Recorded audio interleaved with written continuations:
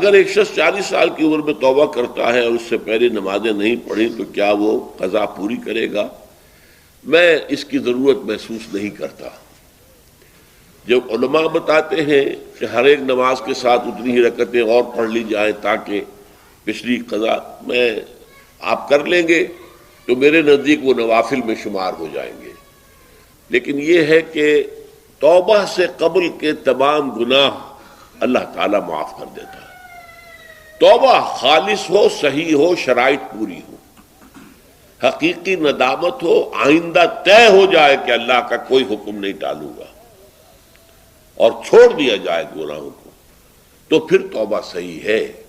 اور اگر وہ حقوق العباد کا معاملہ ہے تو یا تو اس شخص سے معافی مانگی جائے، حاصل کی جائے معافی، یا اس کی تلافی کی جائے۔ چوتھی شرط یہ ہے حقوق العباد، بندوں کے حقوق وہ بندے ہی کریں گے، یا پھر آخرت میں آپ کی نیکیاں اس کو دے دی جائیں گی یا اس کے برے اعمال آپ کے کھاتے میں ڈال دیے جائیں گے۔ لیکن توبہ اگر صحیح شرائط کے ساتھ ہو تو تمام گناہوں کا کفارہ ہو جاتی ہے۔